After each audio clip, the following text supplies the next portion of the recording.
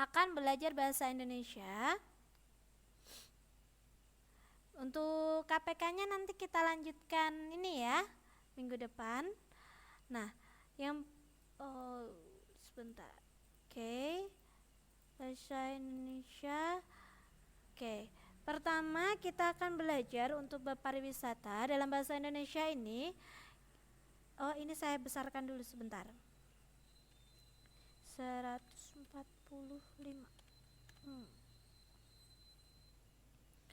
Bahasa Indonesia ini pemahaman yang paling utama. Bab pertama kita akan belajar tentang pariwisata. Jadi di sini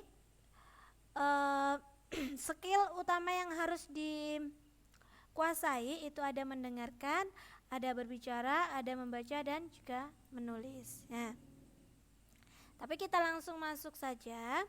Di sini saya akan membacakan sebuah teks tentang pemakaman Tua Tanah Toraja, dan nanti ada beberapa pertanyaan sebagai pemahamannya. Nanti kita coba baca bersama-sama ya Mbak Yati ya.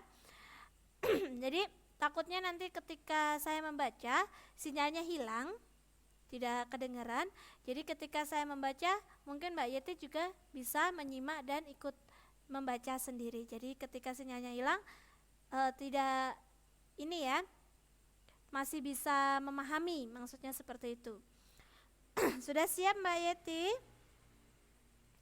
Oke, saya akan membacakan sebuah teks yang berjudul Pemakaman Tua Tanah Toraja.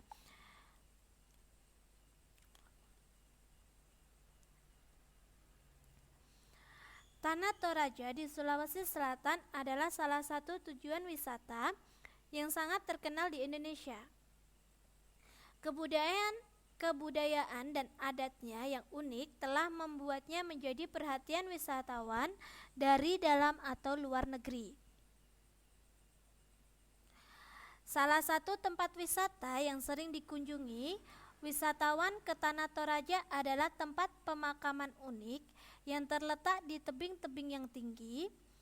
Rata-rata usia pemakaman ini sudah sangat tua. Salah satu pemakaman yang banyak dikunjungi adalah pemakaman yang berada di Lemo. Makam Lemo ini mulai digunakan pada abad ke-16. Di sini dibuat makam yang serupa gua atau liang yang dipahatkan di dinding-dinding batu. Jenazah yang sudah dimasukkan ke dalam peti diletakkan di dalam liang-liang ini. Selain itu, makam lain yang juga unik di Tanah Toraja adalah Londa. Pemakaman purba ini berupa gua yang cukup besar. Peti-peti jenazah yang dimasukkan ke dalam gua ini diletakkan di dinding gua, baik di tempat yang rendah maupun di tempat yang tinggi. Di sudutnya terdapat tulang belulang dan tengkorak para leluhur. Di dalam makam-makam ini biasanya terdapat patung-patung yang menunjukkan status dan kedudukan mereka yang dimakamkan di tempat tersebut. Patung-patung yang terbuat dari kayu ini terbuat dari bahan maupun cara yang khusus. Sebelum jenazah disimpan di dalam makam ini, dilakukan upacara pemakaman secara besar-besaran. Hal ini disebabkan karena masyarakat Toraja menganggap kematian merupakan hal yang sangat bermakna. Kebiasaan atau adat mengubur jenazah seperti ini sudah dilakukan secara turun-menurun. Hal ini menunjukkan bahwa orang Tanah Toraja tetap memegang adat meski zaman telah berubah. Dikutip dari majalah Bobo tanggal 28 September 2006 halaman 13. Oke. Nah, tadi kita sudah membaca tentang bacaan yang berjudul dengan Pemakaman Tua Tanah Toraja. Nah, sekarang kita akan mencoba untuk menjawab beberapa pertanyaan yang berdasarkan teks. Ya, di sini pertanyaan ini membuktikan pemahaman teman-teman. Jadi kalau teman-teman bisa menjawab dengan benar dan tepat, artinya teman-teman dapat memahami teks bacaan dengan baik. Oke, sudah siap untuk menjawab pertanyaannya, Mbak? Oke, nomor 1 ya. Tanah Toraja terletak di provinsi mana?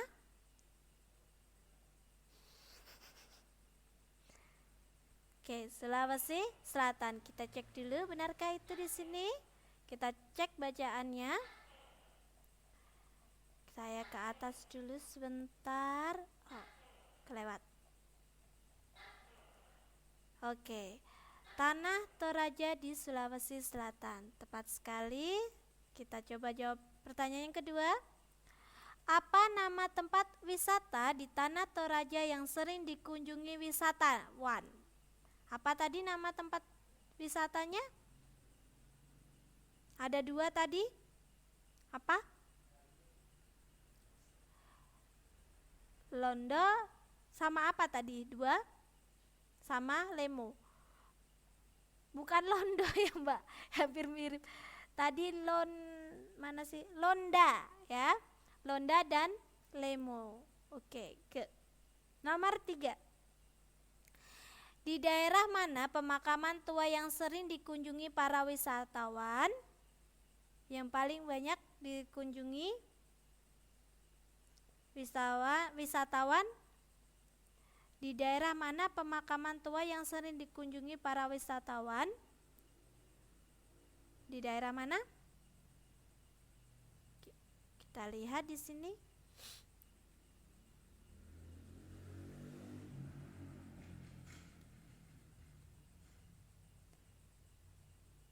Di daerah yang banyak dikunjungi tadi ya. Di sini salah satu tempat wisata yang sering dikunjungi wisatawan itu di Tanah Toraja. Ya, di pemakaman Lemo. Nah, selanjutnya apa yang membuat pemakaman ini unik? Apa yang membuat unik pemakaman ini? Apa tadi? Yang membuat unik pemakaman Lemo tadi? Apa yang membuat uniknya?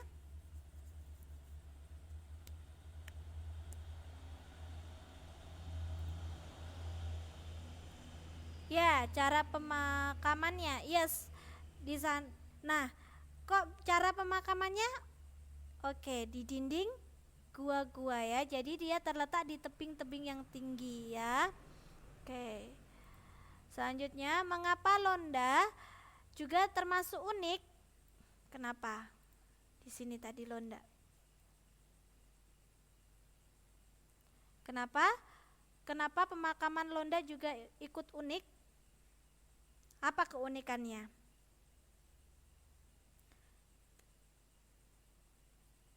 Karena pemakaman ini berupa seperti gua yang cukup besar ya.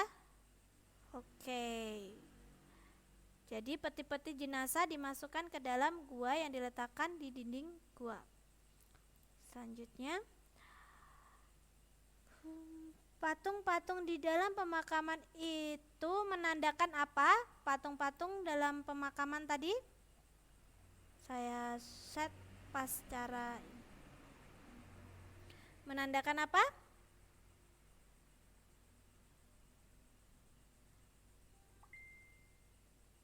Menunjukkan apa patung-patung tadi? Ya, menunjukkan status atau kedudukan.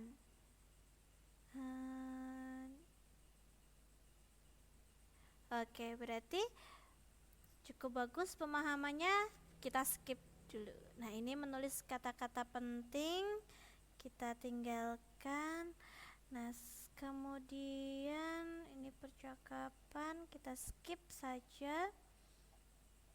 Nah, sekarang saya ingin mengajak teman-teman belajar ini ada mencatat pokok-pokok informasi.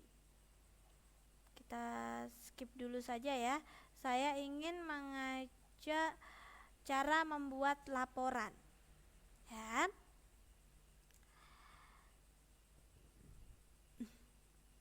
Di sini untuk membuat laporan ini banyak sekali apa saja yang bisa dibuat menjadi laporan. Sebagai contohnya di sini teman-teman melakukan kunjungan wisata. Nah, dalam melakukan kunjungan wisata, teman-teman diminta untuk membuat laporan hasil kunjungan tersebut. atau mungkin sedang melakukan eksperimen atau wawancara. Nah, bagaimana sih cara membuat laporannya? Hal yang pertama, ini ada formatnya ya. Yang perlu diingat, itu ada nama pengamat. Jadi orang yang melakukan eksperimen atau kunjungan tersebut. Nah, kemudian selanjutnya lokasi yang diamati. Jadi di mana kalian melakukan ini, saya ambil kunjungan saja ya contohnya ya. Jadi kalian melakukan kunjungan wisatanya itu di mana? Nah, waktu pengamatan itu berupa hari, tanggal, dan juga jam. Nah, hasilnya kalau untuk melakukan kunjungan itu ada hasil pengamatannya, itu meliputi kondisinya ya.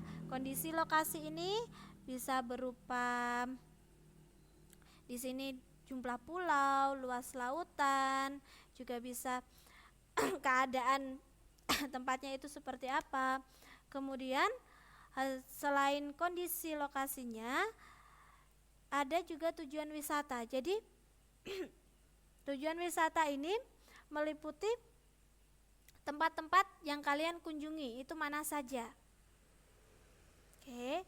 Terus ada kegunaan tempat wisata, di sini dijelaskan. Pulau Biduan itu kegunaannya untuk apa? Pulau Putri untuk apa?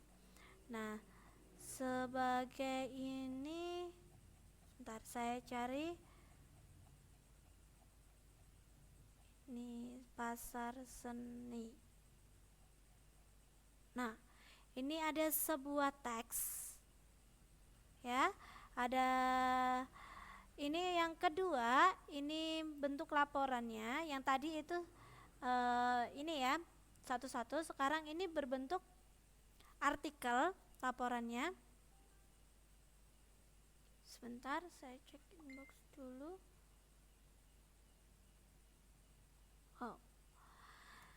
Nah, bentuk yang kedua ini berbentuk artikel seperti ini atau berupa seperti cerita. Nah, saya bacakan yang bentuk laporan yang pertama, nanti bisa dibandingkan. Nama pengamat Ernawati. Lokasi yang diamati Kepulauan Seribu sebelah utara Teluk Jakarta. Waktu pengamatan Minggu 11 Februari 2017. Hasil pengamatannya yang pertama untuk kondisi lokasinya, dia memiliki jumlah pulau 110 pulau dengan luas lautan 69.976 km persegi. Dengan tujuan wisatanya, tempat berwisata atau tempat yang dikunjungi ada Pulau Bidadari, Pulau Putri, Pulau Rambut, dan Pulau Bokor. Nah, kemudian untuk kegunaan tempat wisatanya ya, untuk Pulau Biduan itu di sana kegunaannya itu tersedia rumah-rumah penginapan yang dibangun di atas laut sehingga wisatawan dapat melihat pemandangan laut yang indah. Kalau untuk Pulau Putri, wisatawan dapat menyaksikan keindahan di dalam laut dengan menyelam. Nah, ini bentuk hasil laporan pertama. Ya. Nah, sekarang yang kedua bentuknya itu berupa artikel atau bacaan. Ini seperti pasar seni. Nah, dia sedang melakukan kunjungan atau ini ya, melakukan kunjungan ke pasar seni. Nah, di sini bisa dibandingkan. Pasar seni yang dikunjungi terletak di antara Gelanggang Samudra dan Gelanggang Renang Ancol Jakarta. Berarti di sini tadi lokasi ya, tempat yang dikunjungi di mana? Tadi sudah disebutkan pasar seni, letaknya di Gelanggang Samudra dan Gelanggang Renang Ancol Jakarta. Pasar seni tersebut diresmikan pada tanggal 17 Desember 1977. Tujuan didirikannya pasar seni itu adalah untuk menampung para seniman dan perajin dari seluruh penjuru tanah air. Di pasar itu mereka juga dapat menjual sendiri berbagai produk hasil karya mereka, misalnya cenderamata, boneka dengan pakaian daerah, patung, lukisan, ukiran, dan lain-lain. Selain kios-kios yang menjual produk kesenian, juga terdapat arena terbuka. Pada arena ini, pengunjung dapat menyaksikan acara-acara kesenian, baik yang tradisional maupun modern. Kesenian tradisional yang kebetulan dipentaskan saat kunjungan adalah ondel-ondel, pengamat Dita. Oke. Nah, di sini kita bisa tahu yang melakukan pengamatan adalah Dita. Ya, di mana dia melakukan pengamatan? Di pasar seni yang terletak di Gelanggang Samudra dan Gelanggang Renang Ancol. Nah, kemudian tujuan dari pasar seni itu seperti apa ditulis di sini, dan di dalamnya itu ada apa saja dituliskan juga. Hampir sama, tapi hanya bentuknya saja atau formatnya saja yang berbeda. Bisa diterima Mbak untuk membuat laporan, jadi harus ada siapa pengamatnya, di mana, kapan, tujuannya apa, dan di sana ada apa saja. Oke, kalau bisa sekarang kita akan belajar puisi. Suka membaca puisi Mbak? Pernah membaca? Ini nanti saya ingin Mbak Yeti membacakan sebuah puisi. Tapi sebelum ini, oh my god, ini puisi saya belum saya upload. Tunggu sebentar, saya kelupaan tadi. Bahasa Indonesia, unsur-unsur puisi. Tunggu sebentar ya Mbak ya, saya upload materinya. Tadi saya kelupaan, tidak ke-upload materinya.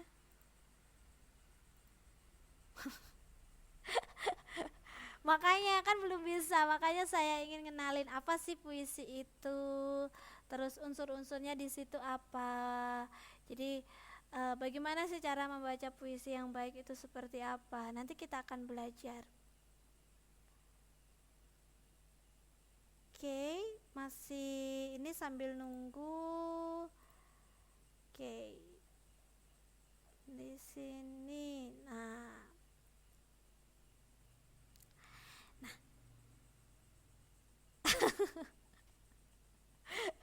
gak bisa puisi ya Mbak ya, nanti kita belajar makanya biar bisa. Nanti kayaknya kalau sesuai dengan pengalaman tahun yang kemarin, saya itu memberikan satu tugas ini bahasa Indonesia itu tugas mandirinya itu baca puisi ya kemarin itu. Nanti kita coba lagi, berarti ini nanti Mbak Yeti juga bisa lihat di makanya sekarang aku gak romantis.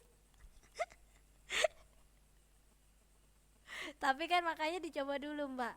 Kayaknya gak tahu tahunnya Mbak Yeti untuk ujian praktiknya nanti juga ada ujian praktik. Itu nggak tahu baca puisi atau yang lain. Tapi tahun kemarin tadi yang teman-teman KPA 2016-2017 ya sebelum Mbak Yeti itu mereka ujian praktiknya bahasa Indonesia membaca puisi. Tidak apa-apa. Banyak itu agak kagok-kagok sedikit teman-teman itu. Oke, ini masih loading. Oke, tunggu sebentar. Nah, sambil nunggu loading. Ini geser kemana? Kok langsung ke sini? Sebentar.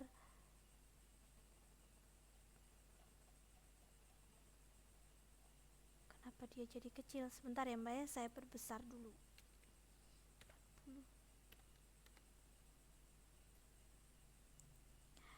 Membaca puisi gak harus romantis Mbak. Oke, unsur puisinya sudah ini. Nah,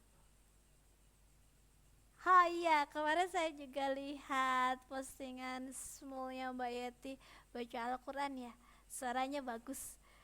Itu kalau baca puisi otomatis juga bagus loh Mbak. Itu juga bagus. Intinya mah puisi kalau dalam membaca itu ada penghayatannya, terus ekspresinya, terus ada intonasinya, penekanannya. Karena membaca puisi itu ada unsur keindahan. Oh, saya dengarkan suaranya indah sekali, yuk. Masih masih jelek suara saya. Oke, saya tambah perbesar dulu sebentar ya.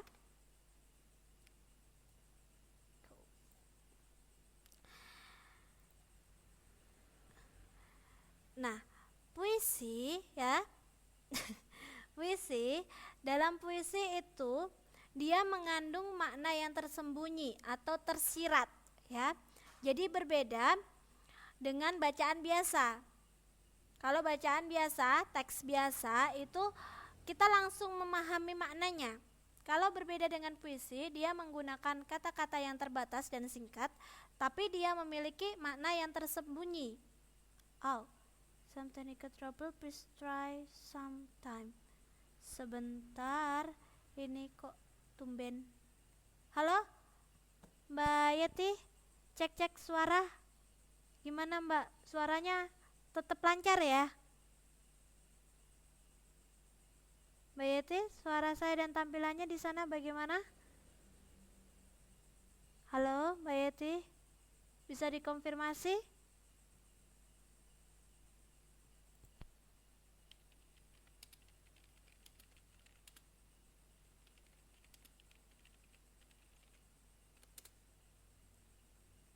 Halo, Mbak Yeti, bisa dikonfirmasi suara saya di sana dan tampilannya, soalnya tadi ada pemberitahuannya. Suara saya, ini, saya sedang berbicara, bisa didengar suaranya? Soalnya tadi ada pemberitahuan ada trouble, takutnya suara sama tampilannya tidak kelihatan. Bagaimana Mbak? Oh.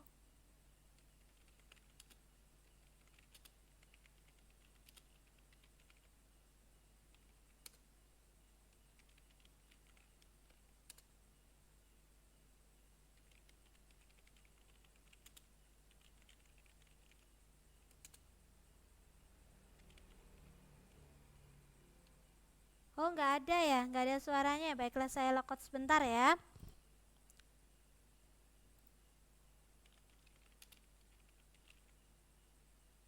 Oke.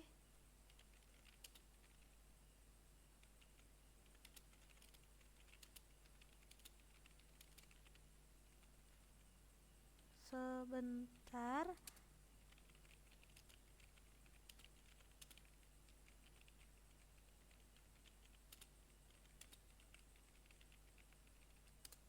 Oke. Saya ini logout sebentar, tadi ada pemberitahuan trouble.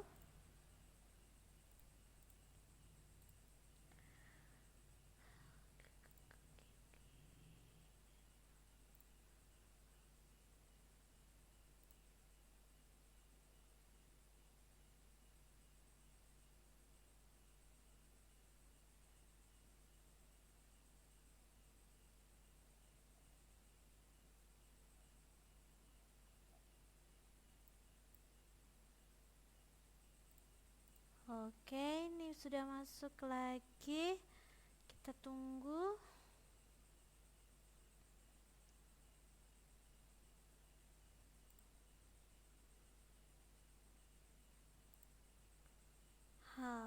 Oh, Mbak Yeti offline. Saya atur dulu tampilannya. Halo Mbak Yeti, suaranya masih sepi Mbak. Oh, ada ya. Iya, tadi saya kan ini tampilannya sudah saya atur besar, tiba-tiba dia mengecil sendiri. Terus saya set lagi, terus ada tulisan trouble. Oke, kalau sudah lancar saya lanjutkan ya. Oh, ini sudah prosa. Sebentar, saya pengertian puisi dulu. Nah, di dalam puisi ya, itu berbeda dengan teks bacaan biasa. Kalau puisi itu maknanya itu masih tersirat atau tersembunyi. Ya, secara tidak langsung. Ini maknanya tersembunyi atau tersirat ya. Nah, Untuk kata-katanya dalam puisi juga itu sangat terbatas. Jadi berbeda dengan teks yang lengkap dan panjang sekali, dia hanya menggunakan beberapa kata-kata. Ini sebagai contoh. Ada juga yang mengatakan bahwa puisi ini dia adalah membaca indah, ya, karena di situ dia mempunyai unsur keindahan. Saya punya contohnya. Ini sebuah puisi. Oke. Seperti ini. Jadi berbeda sekali dengan teks biasa ya Mbak ya.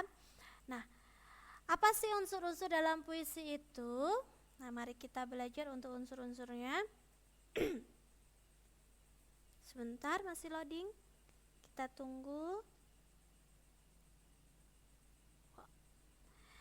Mbak Yeti, untuk tampilannya unsur-unsur puisi kelihatan Mbak? Kelihatan? Atau mungkin ini? Bagaimana Mbak Yeti? Oh, kelihatan ya.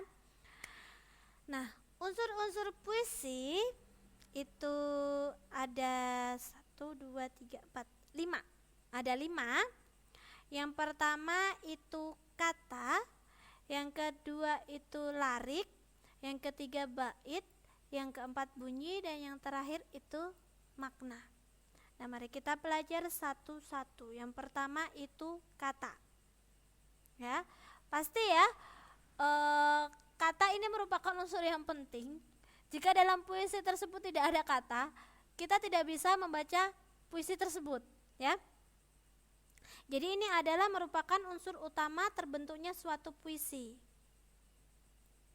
Ya, di sini pemilihan kata atau yang disebut dengan diksi yang tepat sangat menentukan kesatuan dan keutuhan unsur-unsur yang lain. Nah, kata-kata ini dibentuk menjadi sebuah larik. Larik itu sama dengan baris. Jadi kalau di sini kita lihat, nah, ombak itu kata, sangat itu kata, besar itu kata. Jadi satu-satunya itu kata. Nah, kemudian diformulasikan atau digabungkan menjadi larik. Larik itu baris. Jadi seperti ini. Jadi ini kan ada 3 kata, kemudian dia menjadi satu kesatuan. Nah, ini larik pertama atau baris pertama. Ya. Nah, bergulung-gulung menyapu darat ini merupakan larik kedua atau baris kedua. Pasir tersapu ombak ini larik ketiga atau baris ketiga. Jadi larik itu sama dengan baris. Nyiur melambai tersiba angin itu baris keempat atau larik keempat. Larik bisa diterima Mbak? Kata dan larik atau baris bisa diterima? Oke. Nah,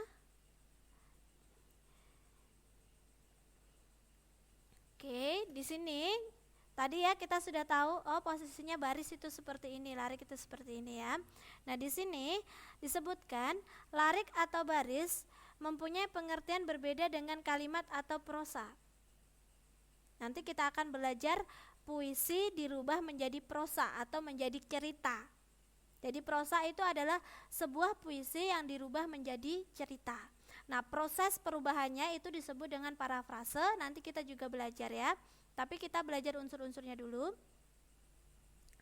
Nah, larik dalam puisi ya, itu berbeda dengan cerita ya. Bisa saja dalam puisi itu hanya terdiri dari satu kata. Sebagai contoh, mati. Nah, mati saja itu bisa menjadi satu baris. Jadi enggak harus mati titik-titik panjang gitu, tidak harus. Mati hanya satu kata itu bisa merupakan satu baris atau satu larik dalam puisi. Atau bisa menjadi frase. Frase itu beberapa kata. Ya, hanya beberapa kata. Contohnya, mati muda. Itu sudah termasuk frase. Mati muda. Oke. Atau juga bisa berupa kalimat penuh. Contohnya tadi, ombak sangat besar. Itu merupakan kalimat penuh. Bisa diterima Mbak Yeti untuk larik atau baris? Jadi dia tidak harus satu kalimat, tidak harus, bisa satu kata, bisa frase, juga bisa kalimat penuh. Oke. Nah, di sini disebutkan juga untuk puisi lama, ya. Untuk tingkat SD belum belajar untuk puisi baru dan puisi lama. Ini hanya sekedar untuk tambahan informasi saja. Kalau untuk puisi lama biasanya dalam satu larik atau satu baris itu mempunyai 4 bait.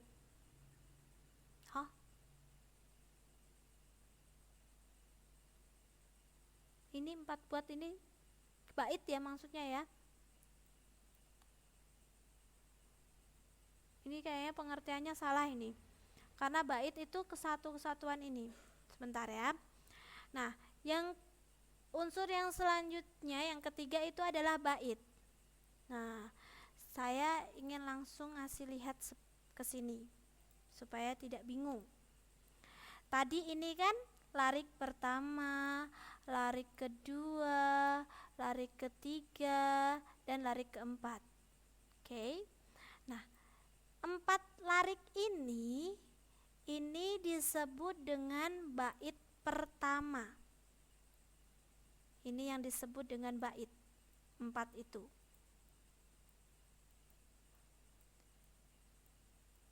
Nah, otomatis yang ini ya, yang ini merupakan bait kedua. Bait kedua.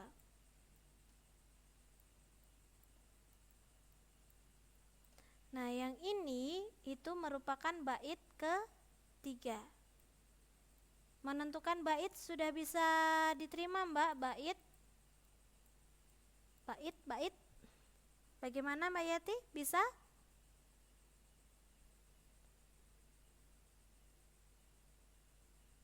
Oke. Nah, di sini disebutkan bait itu merupakan kumpulan larik atau baris yang tersusun harmonis. Jadi tadi ada kan baris pertama, kedua, ketiga, keempat. Nah, 1, 2, 3, 4 ini dikumpulin jadi satu, dia membentuk suatu bait. Nah, makanya dalam satu bait itu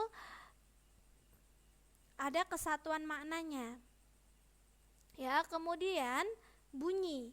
Bunyi ini dibentuk oleh rima atau irama. Ya. Rima itu sajak. Biasanya sajak persajakan, ya, kalau ada yang nyebut rima itu sama dengan persajakan, itu biasanya ditentukan oleh huruf atau kata dalam larik atau bait yang terakhir. Ya, yang terakhir. Terus contohnya di sini. Oke, saya hapus dulu kotakannya. Nah, kita akan mencoba menentukan rima atau bait. Ombak sangat besar. Biasanya diambilnya huruf vokal atau kita ambil huruf vokalnya. Besar, A. Ya. Berarti dia rimanya atau sajanya ini adalah A. Yang pertama kita pakai A. Bergulung-gulung menyapu darat. A lagi, darat, rat. A lagi. Berarti ini sama A, ini juga A, berarti A baitnya. Nah, sekarang pasir tersapu ombak. Mbak, A lagi. Berarti rimanya juga A. Nyiur melambai tersibak angin. Ngin itu pakai I. Tadi kan A ya, sar rat bak. Itu kan A, kita pakai A. Nah, sekarang ngin. Ngin itu bunyinya sudah berbeda ya dari A. Nah, itu kita pakai persajakannya B. Nah, seandainya ada kata lagi di bawahnya pakai bunyinya jatuh di U, berarti ya di C. Kita coba lagi untuk bait kedua.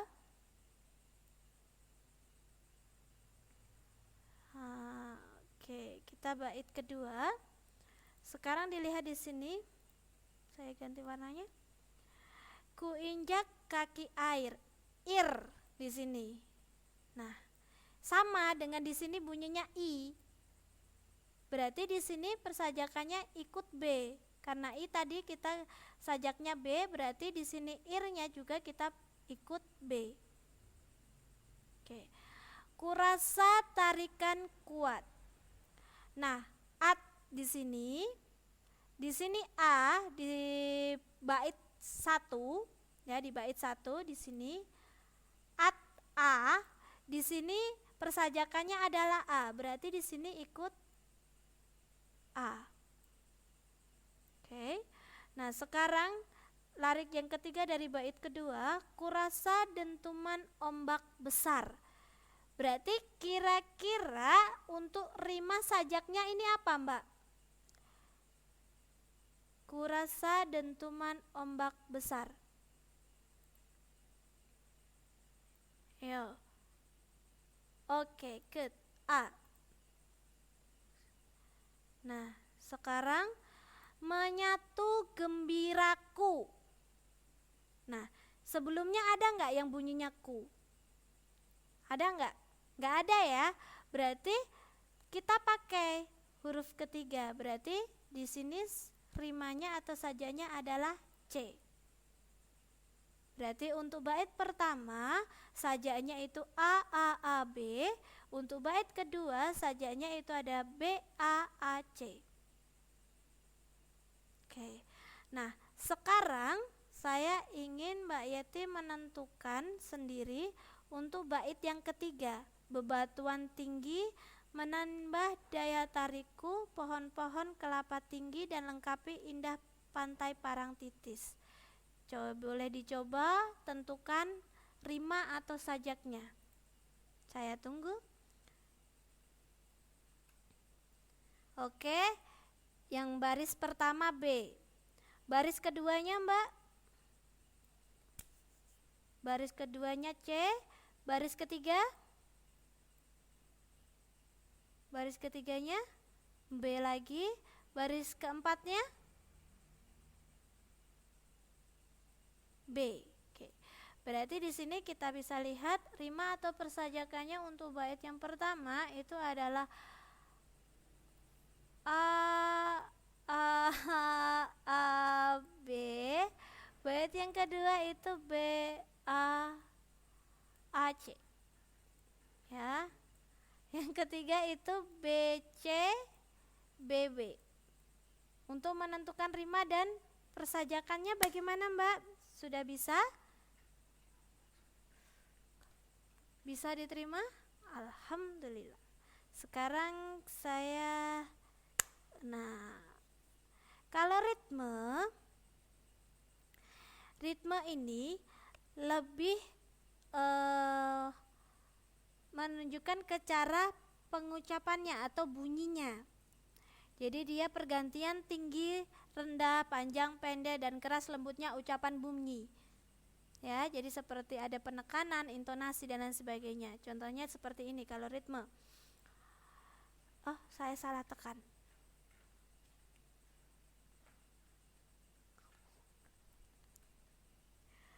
Oke, seperti kalau membaca puisi itu kan ada intonasi dan penekanannya. Jadi ada tinggi rendahnya nada ya. Seperti ombak sangat besar. Jadinya ada nada yang naik dan juga ada nada yang turun. Itu yang disebut dengan ritme.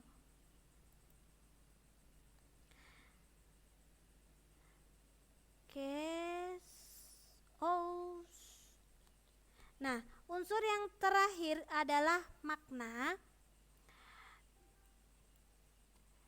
Makna di sini adalah unsur tujuan dari pemilihan kata atau pembentukan larik dan bait. Jadi inti dari puisi itu apa? Itu adalah makna dari puisinya. Nah, dalam menentukan makna, ya, kalau dalam masih bentuk puisi saja kita akan mengalami kesulitan karena dia hanya diambil kata-katanya itu tidak full berupa kalimat, hanya kalimat-kalimat yang terbatas ya. Contohnya tadi ini kan seperti ini, ombak sangat besar, itu kan kalau kita ambil maknanya agak sulit ya. Nah, makanya di sini kita perlu belajar namanya parafrase. Parafrase itu adalah proses merubah puisi menjadi prosa atau cerita. Oke. Nah, di sini jadi di sini disebutkan puisi biasanya itu tidak mudah dipahami artinya atau maknanya karena penggunaan kata-katanya itu terbatas ya.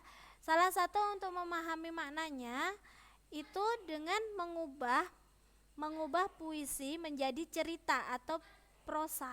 Jadi puisi yang dirubah menjadi cerita itu disebut dengan prosa. Nah, proses perubahannya itu disebut dengan parafrase. Bisa diterima Mbak Yati? Bisa diterima? Puisi dirubah menjadi cerita itu disebut dengan prosa. Nah, proses perubahannya itu disebut dengan parafrase. Bagaimana Mbak? Bisa diterima? Nah, sekarang kita akan belajar cara merubahnya. Nah, tadi untuk bait pertama puisi ya, tadi ya, puisi yang tadi kita pelajari sudah tentukan ritmanya, mana larinya, mana mana baitnya.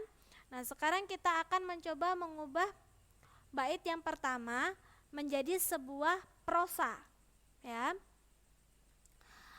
Ombak sangat besar, bergulung-gulung menyapu darat, pasir tersapu ombak, nyur melambai tersibak angin. Nah, cara merubahnya atau memparafrasekan ya menjadi prosa itu dengan menambahkan beberapa kata. Atau juga bisa menambahkan imbuhan. Bisa awalan, bisa sisipan ataupun akhiran. Nah, kita coba yang kalimat pertama. Nah, di sini kita dalam penambahan katanya atau parafrasenya itu ditambahkan kata yang. Jadi, kalimatnya sudah berubah lagi. Bukan ombak sangat besar, tetapi ombak yang sangat besar. Ya. Terus larik yang kedua, bergulung-gulung menyapu darat. Di sini ditambahkan sebuah akhiran an. Jadi bergulung-gulung menyapu daratan. Untuk larik yang ketiga, pasir tersapu ombak, ditambahkan kata oleh. Jadi dia berubah menjadi pasir tersapu oleh ombak. Nyiur melambai tersibak angin, ditambahkan pengulangan lambai, dia berubah menjadi niur melambai-lambai tersibak angin. Jadi puisi bait pertama ini setelah ditambahkan kata ya, ini kan proses penambahannya ya, ini disebut dengan parafrase. Ini proses merubahnya, ini yang disebut dengan parafrase. Proses merubah ini ya, parafrase. Oke. Nah, setelah ditambahkan kata, jadinya berubah menjadi ombak yang sangat besar, bergulung-gulung menyapu daratan, pasir tersapu oleh ombak, nyiur melambai-lambai tersibak angin. Sudah berubah seperti itu. Nah, kalau sudah seperti itu, kita merubahnya menjadi sebuah kalimat yang lebih bisa dipahami katanya, atau dirubah menjadi cerita. Nah, cerita ini disebut dengan prosa. Jadi sekali lagi, prosa adalah puisi yang dirubah menjadi cerita. Jadi setelah dia berubah menjadi prosa, nah kata-katanya berubah menjadi ombak yang sangat besar bergulung-gulung menyapu daratan, pasir tersapu oleh ombak dan nyiur melambai-lambai tersibak angin. Jadi kalau sudah menjadi prosa atau cerita, kita dapat menerima maknanya. Berbeda lagi kalau dia dalam bentuk puisi, kita akan kesulitan untuk memahami maknanya. Bagaimana Mbak Yati bisa diterima puisi menjadi prosa dengan prosesnya yang disebut dengan parafrase? Oke, alhamdulillah kalau bisa. Sekarang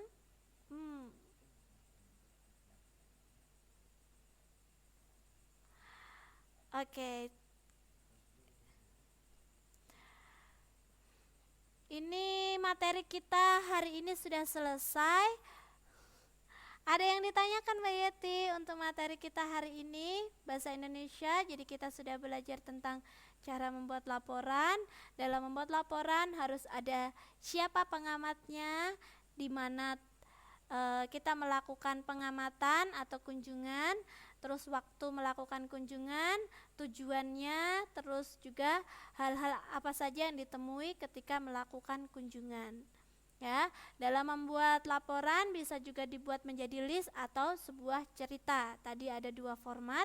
Terus kemudian kita sudah belajar belajar puisi. Tadi kita sudah belajar unsur-unsur puisi. Ada kata, ada larik atau baris, ada bait, ada ritme persajakan, dan juga ada makna. Terus kita juga sudah belajar mengubah puisi menjadi cerita atau prosa, di mana proses perubahannya atau kegiatan merubah puisi menjadi prosa itu disebut dengan parafrase. Ada yang ditanyakan Mbak Yeti? Oh, ini sudah dijawab, nggak ada ya? Oke, kalau tidak ada saya tutup pertemuan hari ini. Terima kasih banyak untuk kehadirannya. Semoga tadi yang sudah saya sampaikan dapat bermanfaat. Tetap semangat belajarnya ya Mbak Yeti ya. Untuk recordnya saya belum sempat upload, insya Allah besok pagi saya upload ya. Nanti saya share di grup itu, chattingan grup sama di di grup yang KPAT. Oke, sama-sama. Saya tutup pertemuan hari ini. Wassalamualaikum warahmatullahi wabarakatuh.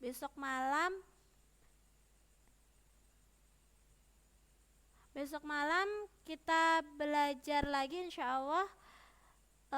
Mata pelajarannya besok hari Kamis ya. Kamis itu kita belajar bahasa Inggris ya.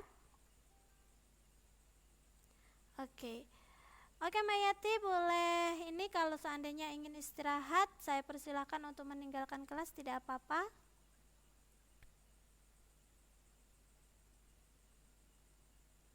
Atau mungkin ada yang ingin disampaikan Mbak Yati?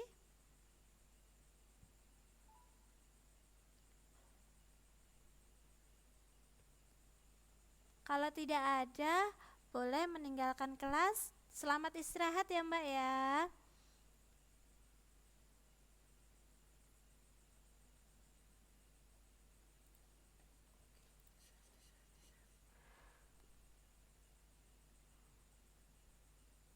Atau mungkin ada yang sudah offline.